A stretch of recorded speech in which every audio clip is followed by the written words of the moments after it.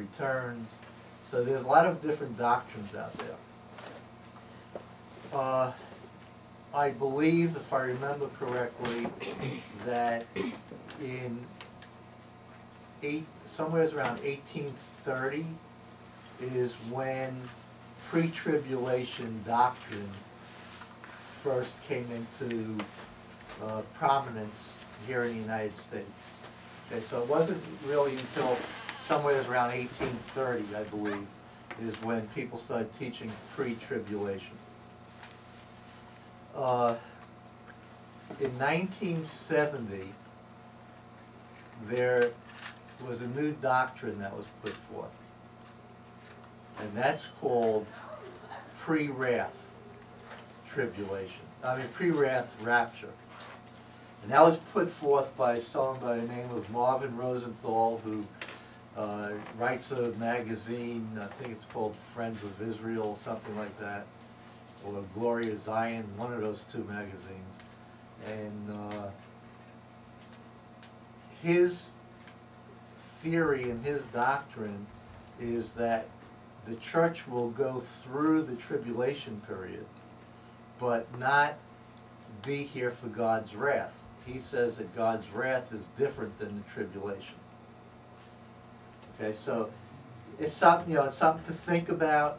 There are pros and cons. As I was reading it, I was kind of being swayed toward that a little bit, and then as I was reading people who were writing against it, you could see some of the scriptures that they, present to show that maybe he's not thinking it through completely and everything. So there's a lot of different beliefs out there.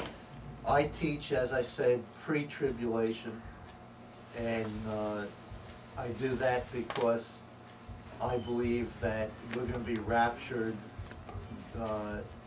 during the Feast of Trumpets, and then we'll have a 7-year period between then and the time that Jesus returns with his saints, which I believe and I teach is on Day of Atonement.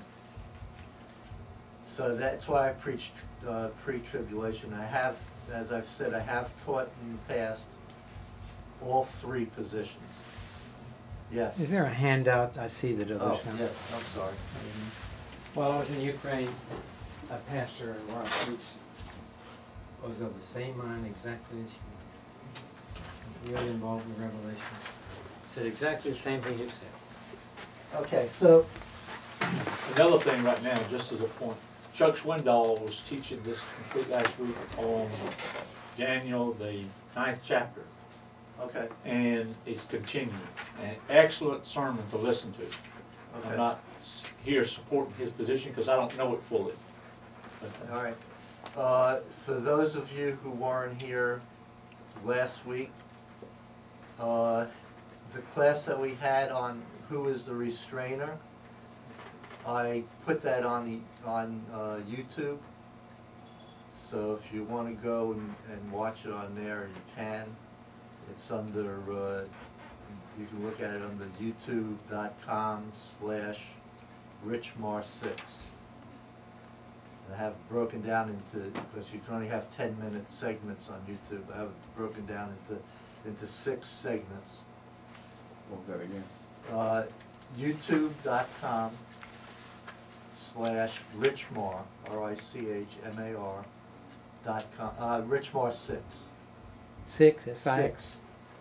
No, number 6. The number 6, not spelled out. Would you repeat the whole thing? YouTube what? youtube.com/richmar6.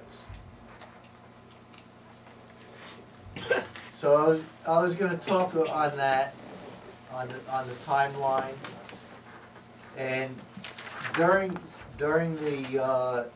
that class, we also talked about there being no time in heaven, if you remember. And I said that that below heaven there is time, but in heaven where God is, it's eternity. There is no time. And I wanted to bring forth a teaching on that and show from, actually I was gonna title it Back to the Future. Because I was gonna show, at least I believe, how a person from the future was sent back to the past, and a person in the past actually saw someone from the future. So, you know, to kind of show that there is no time in heaven. So I think that will also be an interesting, you know, teaching, and that'll, you know, that'll come from Scripture and everything, and you could, you know, after I present it, you could see if you agree with it or not. And so I had those two lessons actually kind of, you know, planned out, not totally, but kind of planned out to go over this week. And then God changed it. You know, that happens all the time. And it happens to be, I think, something that is really interesting. You know, that the way God changed it, it's obviously it's something for, you know, this week, this time that we went through. And it has to do with the election. Okay, now I'm going to say right off the bat that I was at the beginning in the primaries a defender in a sense. I think everyone that was in class, you know, realized that. I was a defender in the sense that when people were accusing and saying that Barack Obama was a Muslim, I was saying no, he professes to be a Christian. And I defended him in that. Okay, I'm going to say that. I'll say that much. I defended him in that. But I was not, in spite of that, a supporter of Barack Obama.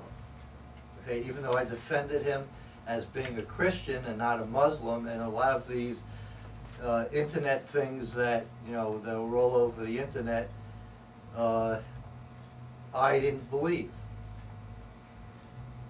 But the thing that turned me, and I think I mentioned this once in class, that turned me from favoring him was when he spoke, he and Hillary spoke in front of a Jewish audience in Washington, D.C.